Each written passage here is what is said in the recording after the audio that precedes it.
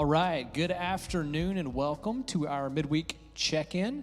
It's a place where we discuss the past week's sermon questions and other topics related to the church and current events. And it's a great way to stay connected during the monotony of the week. My name is Travis Jones. I'm the Minister of Spiritual Formation at Hillside UMC. It's my honor to welcome you. As you're coming online right now, I've got my phone here so I can kind of monitor on Facebook Live, and we do have some other folks monitoring YouTube and our live stream as well. As you're coming online, I want to remind everybody that coming up on Friday at 3 p.m. is our Worship Life Live. And if you haven't been able to tune in for one of those, they're awesome. They're going to be continuing their discussion and conversation about the voices that we allow to speak into us. So I'd encourage you to mark your calendar for that. It's going to be a great time. It's a good time to listen and actually hear what Sean and Chris are talking about with voices and how that speaks into us. So if you're joining us, this is a little bit different than we would normally do the midweek check-in. We decided to do it from the actual campus of Hillside because we have a couple more capabilities and be able to broadcast across a couple different platforms. So that's the reason it looks a little different today. And as you're jumping online with us, be sure to share this with your friends and share it with the other folks on Facebook and YouTube and things like that. Before we get started, I want to welcome my guest this week, Miss Tina Kirkland. Thank you, Travis. Welcome. I'm glad you're here. And before we really jump into anything today, we always like to start off with a fun question. And I prepped Tina on this. So our fun question, this is for everybody watching at home, and you as well, Tina, and me. And I promise you, like this question, I did not make this up. I actually asked our communications director for a fun question, and she gave this to me. So all comments can go to her after this. What is your, now this is the question, are you ready? I forgot to do the dramatic I'm ready. pause. Okay. What is your favorite brand of toilet paper and why? It's that awkward pause, right? Yes, so my favorite type is the type that's available at the store, whatever's available. So what's your favorite type? Mine, I guess, like yours, kind of the available choice. But if I had to pick any, Cottonelle, aloe vera, green label. Okay. Wow, that's precise. That's very precise. So now we know what Tina's family purchases when you go to the store. So for you watching at home, what's your favorite type of toilet paper and why? This is our fun question. This is the question we're going to start off with today to get things kind of moving. And I'm going to, if you respond on here, I'm going to throw something up there. My favorite toilet paper is the kind, like I said, that's available. You tend to shy away from the one-ply stuff because that's dangerous, and you can't go overboard on the other one as well. So that's my favorite. We have a couple people that are chiming in right now. Steve Brooks, thank you for being with us today. Susan Purefoy as well, thank you for being with us. Emily Collins, Greg Spitzenagel, Sherry Walker. We have Neil and Karen Matthews watching as well. Thank you guys for being with us today. Appreciate you guys joining us online. And we have a whole host of other people that are watching via YouTube that I can't pull up right now, so I apologize for that. So as you're joining us, the question is, what is your favorite type of toilet paper and why? So let's see if we get some people on here telling us what their favorite type of toilet paper is. Oh, here we go. Charming. Is it Charming? Is it Charmin? It's Charmin. Charmin, okay. Yeah. Charmin Ultra Soft. Okay, that's good. How about Zeke says Kirkland brand. Wait, your last name's Kirkland, so that's not no relation. No okay. affiliation. Yeah, okay. Kirkland brand at Costco. Okay, we got Costco. Somebody else says Charmin as well. And so these are good. Now, you're telling me what your favorite type is, but you're not telling me why it's your favorite type. And that may be too personal of a question for people to have right now. So tell us why. If you picked Charmin, why Charmin? Why is that your favorite type of toilet paper? Let's see if we get some answers on that as well. While we're waiting on some answers, today we're going to talk about a couple things. We're going to talk about, we always like to do the discussion questions from the sermon. We've got 3 of those that we're going to cover, Tina. And then after that, we're going to get into another topic, which is probably the reason everybody tuned in. But before we get there, let's see if anybody's answered to why they like Charmin. Who likes Charmin? Why do you like Costco's brand of Kirkland? Is it Kirkland's Best? Is that the name of the... I'm not sure. You don't know? No. You don't know? Okay. I can only dream of being affiliated there. Yeah, you were worried about... Yeah.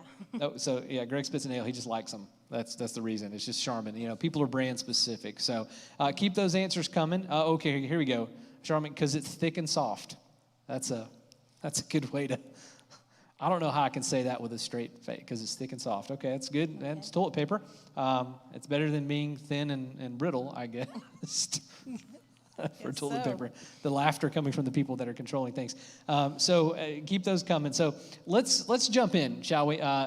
This sermon Reverend Dorcas preached this last week had a lot to do with change and a lot to do with making room for others. So we've got a couple questions we want to start out with. And these questions are for you at home, too. They're questions for you to think about. And what we do with these questions is when the sermon's going on, I have a little table set up, and I'm actually writing these questions based off what I hear. Because what I feel like is if I hear something in a particular statement, then other people it's going to speak to them as well. And to be fair, I sent these questions to Tina in advance so that it wouldn't catch her off guard, but we're going to catch you off guard today with these questions. It sounds like a fair thing, right? All right, so our first question about the sermon, and it involves change. It says, when you're faced with some type of change, how do you typically handle it? When you're faced with some type of change, how do you typically handle it? And for me, and I guess I'll start off first, and then we'll give you an opportunity to answer. If you're really honest about that and give it some thought, and I had to give it some thought as I wrote it, most people have a pretty standard reaction to change. And if you don't believe that or don't think that's true, you just simply ask your spouse, and they'll tell you how you act when something changes that you like or don't like. And for me, it can be anything from I can get defensive, or I can get... I can be completely open to the change, but most of the time it's either a defensiveness or there may be some fear thing that raises up in me because something's different than it was before. And so those are the things that come up in me when there's change afoot. So what about you? What's your typical response? I think for me, sometimes with change, sometimes you can see it coming, and then sometimes you cannot. So I think I always go back to my discernment and prayer and a tight Christian knit circle of prayer warriors. That's where I had. Yeah, well, that's, because if you got those people speaking into you, and that goes into the voices that they're actually talking about when it comes to people having the ability to speak into you, it helps you with that type of stuff. Now people deal with change across the board in different ways. Oh my gosh. Brenda put, don't change my toilet paper. Oh, that's good. Amen, right? Once you got a brand, you stick with it. I like that. Zeke Hooper says, typically, reluctantly, with prayer processing, typically will proceed with discernment. That's good. That's good. I mean, I wish that would have kind of been my answer because mine tends to, I'll tell you what I typically do. People think that when there's something happened that's changed, and we talked about this prior, what I typically do is I will typically get quiet if a change occurs. And a lot of people mistake my quietness for me. You said it earlier. What does it feel like if somebody gets quiet? It's your standoff. Like I become standoffish or distant, right. or I'm kind of going in and closing on my and that's not the case usually. If there's change coming, or there's a change in the middle of something, I typically will get quiet and I start processing the change. And I've had people walk up to me and go, you shouldn't take it personally. I'm like, no, I'm not. I'm just processing what it is that's happening right now so that I can make sure I respond appropriately. So these are good. These are good. I like these comments we've got coming through. So that's our first question. And so when Dorcas was talking about some of the stuff, she really hit around the topic of change a lot. Our second question is more of she mentioned it directly. She said that the disciples had their worlds turned upside down. When I heard that, I was like, wow, they did, right? They had their worlds completely flipped on end. So the question is, the disciples had their worlds turned upside down, but there was a purpose to it. When our world is turned upside down, is it easy to see purpose while in the middle of it? What do you think? I think for me, it's like with trust, yes. Mm-hmm. But with obedience, it's almost like a double yes. I go back to where having your relationship with Jesus is the most important thing, and that if you spend time and invest in that, then you know that's your purpose. Yeah. Yeah, your purpose. So it's for you, it's a relational thing. Yes. So you can pick the purpose up with and that's a great thing. Relying on it. Yeah, you rely on Yeah, I get it. For me, I'd like to think that I'm able to see purpose when I'm in the middle of something, but I think it's almost a wishful thought for me. Because usually if your world has been turned upside down, you're right in the middle of it. It's like it's like being in a hurricane. All you see is wind, right? Until you get to the eye of the storm, and then you see everything that was, and it's calm, but the wind's still going all around you. So it's a wishful thought for me. But what I can say is in the middle of things being turned upside down, what I typically see, I typically catch little glimpses of potential purposes that could be the reason why this is happening here. And I try not to put too much emphasis on those things because it may be wrong, but I catch little glimpses, and really it's usually hindsight that gives me that, you know what, there was a purpose to this. There was a purpose to going through this. And for the disciples, there was a big purpose in the reasoning for their world being turned upside down. So this is a good discussion question. Let's see if we've got some answers online here. Amanda Korb says, it depends on the situation. Sometimes I welcome it very positively. Sometimes I need a lot of prayer time. Yeah, that's, yeah. Good answer. It's a great answer. We probably don't spend enough time in prayer when it comes to changes in the world being turned upside down. Thank you, Amanda. Thank you for that comment. The disciples, there was purpose to it. There was purpose to things being flipped on their end. And, 1 minute, the guy they follow is in front of them talking. The next minute, he's hanging on a cross, and they're burying him. And I guarantee you they forgot most of what he said in that moment. And then the next minute, he's walking through a door. The door gives way to him, and he's saying, hey, guy. And so everything's flipped up on its side for him. But there was deep purpose in that. Susan Purefoy says, what I do when my world is in a tornado is sift it through what I already know to be true. That's fantastic. Yeah. I sift it through what I already know to be true. That's awesome. I keep looking down, guys, because that's where my phone is. So I promise I'm not just staring at my leg when I'm reading these off. But that's great, Susan. Sift it through what you already know to be true. That's good, because what you know to be true is true, right? And that's a good anchor point, because truth is a huge anchor point. So our third question, and guys, we are kind of moving through these a little quicker than normal because we have some topics we need to get to. But these questions lend themselves to this. Our third question is, it says this: making room for others is an important part of being a believer. If we follow Jesus' example, how could we make room for others in our lives and in the church? That's a two-parter there. So let me put that out one more time for them, okay? Making room for others is an important part of being a believer. If we follow Jesus' example, how could we make room for others in our lives and in the life of the church? What do you think about that one? Well, I think flexibility and willingness to change it's for the kingdom. Mm-hmm. And I was having a conversation with a friend just the other day in a mom's group that I'm in my community, and we were talking about how during this time we've had time to have a spiritual evaluation of what's going on in our lives, as well as what's going on in our community, our nation, country, and everything else. And by the time we went through all of that, it led us to the point where we come back to the body that we're surrounded around, the community that we live in. It all points back to one thing. And after that spiritual evaluation, you're there. You're able to go through that. And I never thought, at this time you would be going through something like that, but you really do. And you have extra time to look at, what's going on. I bet there's been a lot of people who have done that.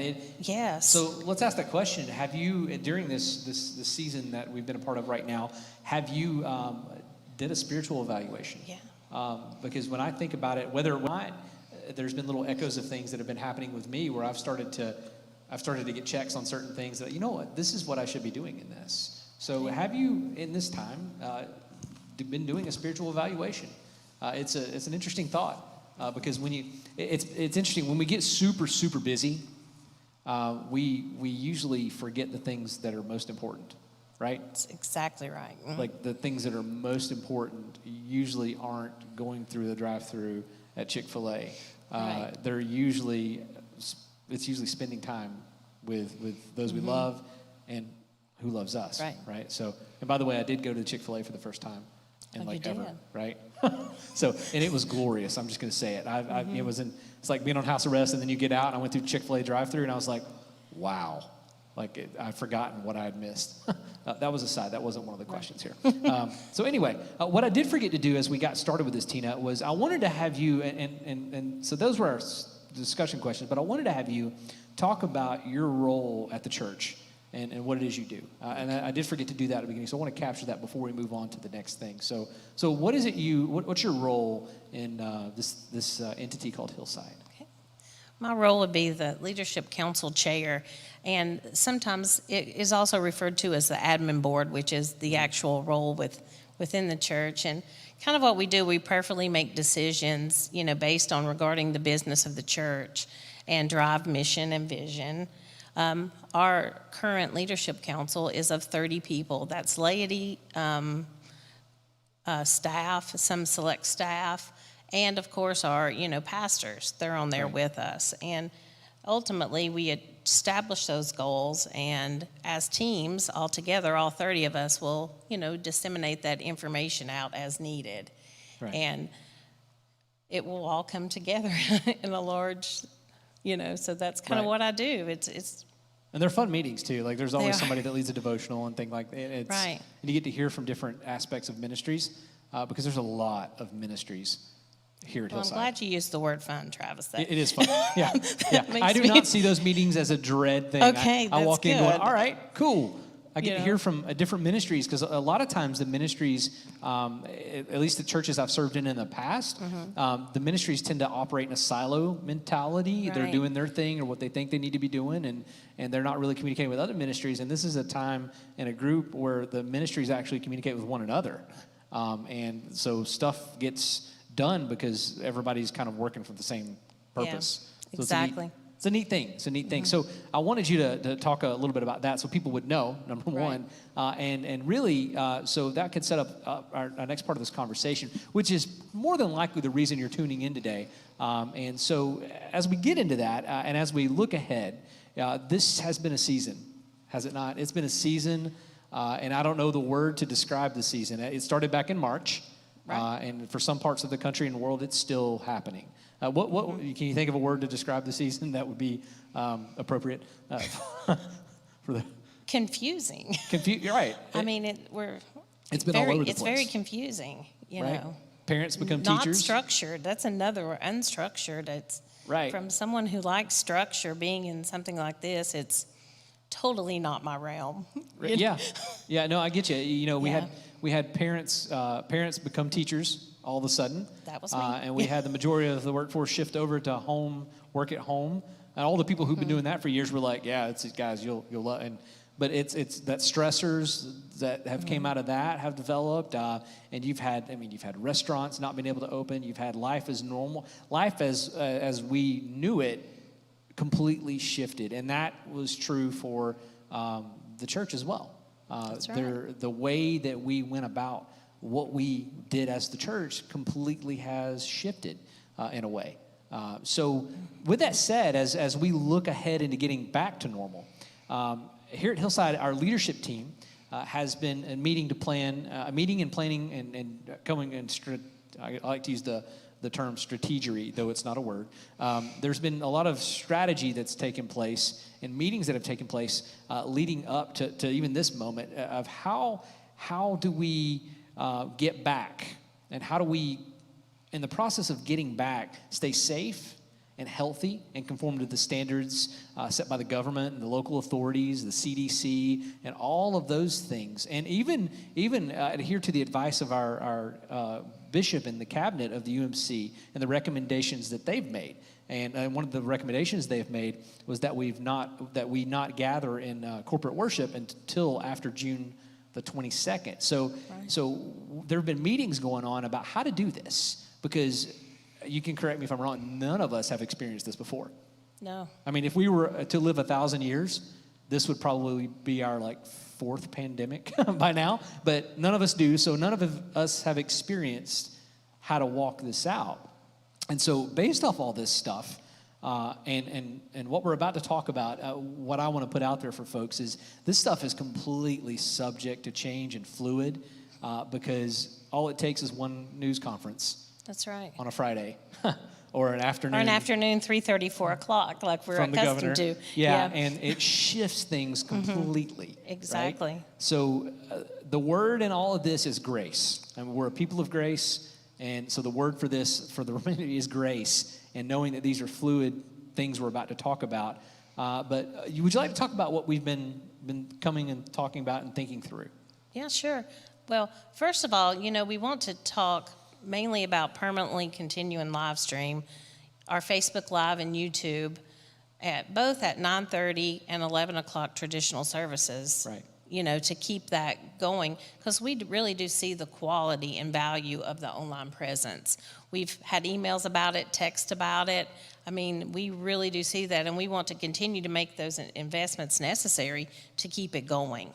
Yeah, and I'll say this, it's taken a lot to actually do that, because there's been, one environment that we have, our modern environment was really set up to go with this just like that. Right. But the environment that wasn't particularly set up to run this level that they're seeing on Sundays was our traditional environment. So it's taken a lot. Now, when was the last time you were here on campus? March the 8th. So a while ago. March the 8th. Yes. And you walked in and said something when you walked in. I did. It's interesting being here today, and I'll tell you why. I thought at first, when I first walked in here, I said, this is like a mini Georgia Hollywood, because they talk about how many films are, cast in Georgia. And I started thinking about that, and there are cords everywhere, cameras, and it looks like, it's a TV show here. So people would be very surprised to see, what's going on here. Yeah, I think that's true. You would be surprised, because there are cords. You walked in and said, what's the tape for? And then when they cut off the lights, it glowed in the dark. And you go, oh. I was like, oh, That's what the okay, tape- I know what the tape is for. Right? So there's cameras everywhere, and our traditional Yeah. space is just like this, has cameras everywhere, and that's where they Right. get the angles and things like that. So it's a good thing. We've said it kind of in passing, but I want to explicitly state it. You can't go back. Once you start doing online and all of that, and people start to experience the quality and value, there's no way to go back from that. Cat's out of the bag at that point, right? And you don't want to go back, because the reach has been amazing. And before we move on, just to tell a quick story, I was meeting with the children's team virtually via Zoom, and we have our team meetings every other week, and they've been putting out a virtual experience for kids every 8:30 a.m. on Sunday. You watch it, right? And so they've had a family who's never been to the church before, has started engaging in that avenue of worship with their kid, and so much so that every week during those, certain kids or different kids will be a part of the worship experience. This is a family that's never been to the campus before, but their kid was actually wanted to be a part of the worship video, and so you have an online presence that's pulling, it's engaging people. Right. So we can't go back from that, and so we're intending on keeping that live and going strong, right? Yes. Yeah. But so with that said, though, I guess the question that everybody would have, and I know that I've had it, is when do we get to come back? Like, when do we get to come back? When do I get to be? I love worshiping in the living room. When I like Easter Sunday, I worshiped in the living room of my house, and there's other people at the kitchen, all kinds. Love that. But when do we get to come back? Well, we're going to go through something that we call a relaunch phase. It seems like phase is a word that everyone's using now, so I guess we just went with the trends and called a relaunch phase. That will begin on August the 2nd, circumstances permitting. We do say that all the time, and just like you said with the governor, we're kind of back there again with this. But we will open up our worship services to 9:30 and 11 o'clock only. But they will still be online as well as live. So that's another thing to remember. There will be no 8:30 at that time or communion. So that's another thing to think about. We'll also require that, everyone wears masks, and we'll gradually start back our children's program at that time, kind of in a tiered effect. And I think you have a little bit more information about that than I do, honestly. Yeah, and so this phase, this relaunch phase, on August 2nd is and because we've been experiencing worship, and this is about worship and bringing back some of the family elements of things. And as a parent, and multiple parents would probably agree with this, is you want your kids to be safe. And so there's what we'll say at this point is there's a tiered approach to bringing our children's ministry back online, and also continuing the virtual presence as well. But the tiered approach, it actually runs through the month of August and actually ends with our littlest members coming back, because those are the ones that are, at a higher risk than Infants, most. Yeah. So it kind of does that, and you'll get more information about that as we move into that. So let me just make sure I capture this. On August the 2nd, that's the day, right? That's the day where we can start. And again, that's subject to ground conditions too, because there could be a 3:30 conference, and next thing we're going, all right, let's go and race. What's the new plan? Right. Plan B, C, D, right? So August the 2nd, that's the date. That's the date when we're going to start kind of in-person worship. And so what happens after that? What happens after that? Well, we'll look towards September 6th, which is our full status phase. Full status phase. Full status phase. And that basically we would resume a full calendar. And with a full calendar, that would be 8:30 is back, as well as 9:30 and 11, which were there at the August phase. So with that, you would have, the 8:30 back. Communion would return. So that's, another good thing. Ministries to families with children would continue. Sunday school, that's a trigger that I know a lot of people are asking about. Right. Sunday school. On-campus Bible studies, Wednesday activities. That would be life groups. And even as far as like AA and Scouts. And even our mission and outreach ministries would begin at that time. So that September the 6th is your full status. It's our full status, full service. Right. Now, one of the things you mentioned, we talked about groups coming back, and when the discussion was going on about this, I was like, I want our groups to come back so much quicker. But really, the thing that dictates that are the capacity.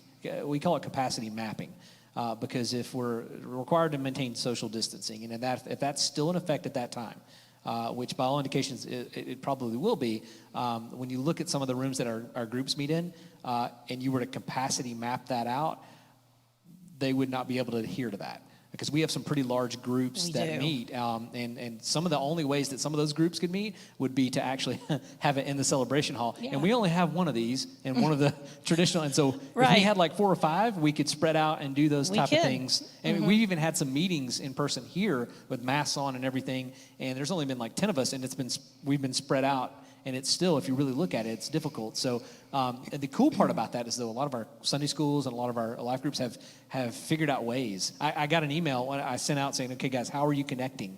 And one of the ways that I got back was, our group's been meeting online virtually, and we're meeting online at the normal time we would meet on Sunday. And I'm like, okay, so you're meeting at like 9:30 or 9:45. They're like, yeah, we're meeting online on Sunday, and then we go to our virtual worship together. And I thought I was like, oh, that's awesome. That's awesome consistency. Yeah, it is. And you won't also believe this. And if you're watching it, this blew my mind. We had someone actually ask about trying out one of our Sunday schools, and I was like, you realize they're not meeting right now, right? They're virtually meeting. They're like, yeah, I know. I want to try them out virtually. So we have virtual guests right now.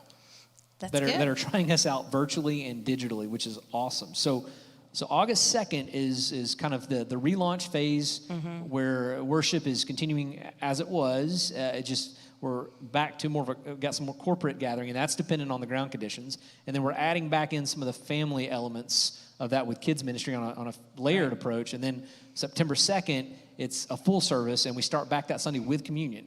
Right? Exactly. That's Communion Sunday. So we start it back strong with communion, and we go back into full service time during that. So all that said, though, like if we look at the calendar, there's this gap, right? So we have August 2nd and we have September 2nd, but the gap today's May 13th.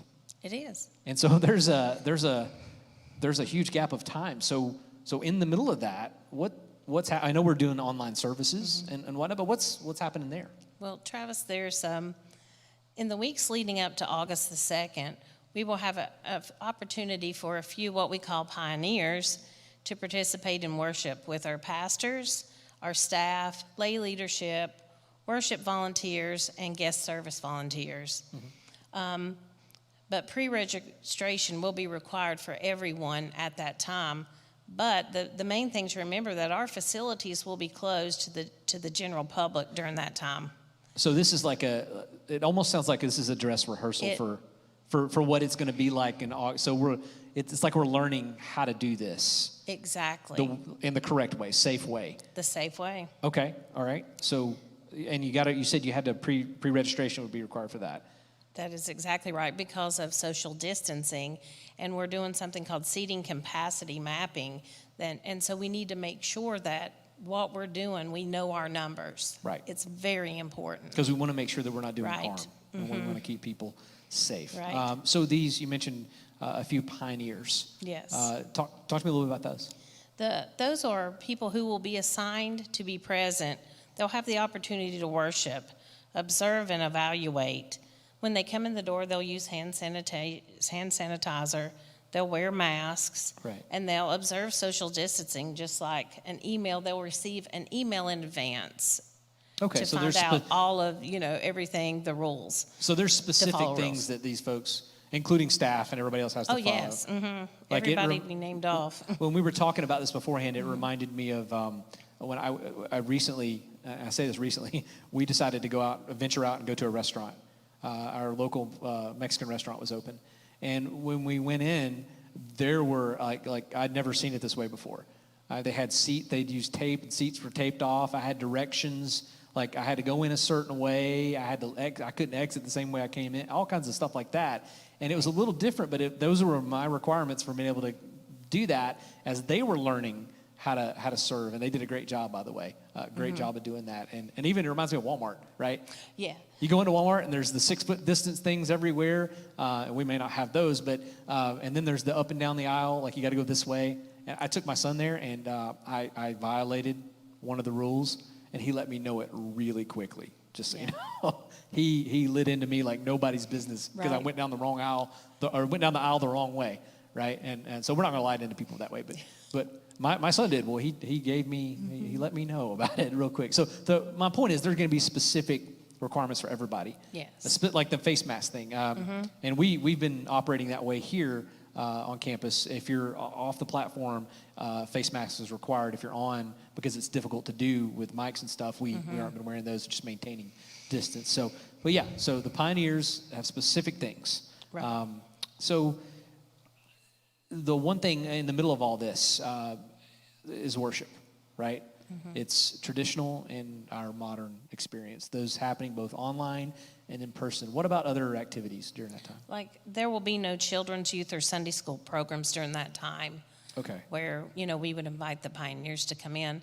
They, all of that would start at the time that we spoke about. On the 6th. On the 6th, the full status. So this is a dress rehearsal type thing, and this is a is. way for us to learn. Exactly. And I think we're even asking pioneers, as far as feedback, we'll be looking for feedback from pioneers because there's angles of this that we haven't considered, and they'll see it when they come in, right? Yeah, they'll see things we never thought about. Right. And that's why, it would be, very beneficial for this to happen, for these pioneers to come in and give, feedback. So a few things to consider with this, right? And I know when it comes to relaunching the campus, and just so you know, we're not using the term church because the church never shut down, right? Because we are the church.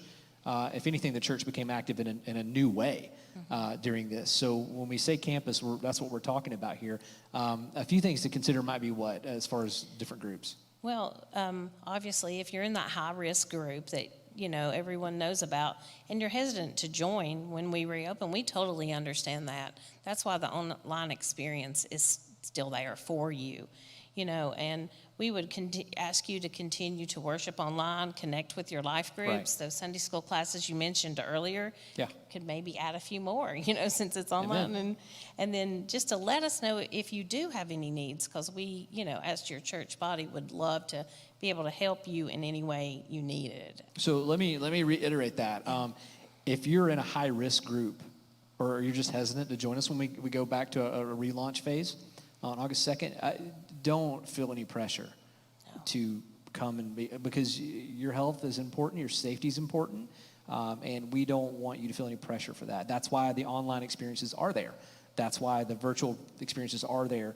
So again, if you're in a high-risk group, and those groups would include those with pre-existing medical conditions, seniors, adults, and our little ones. Yeah, those are also high risk, and that's one of the reasons we're phasing in a lot of those things, trying to be safe as absolutely possible while we do this.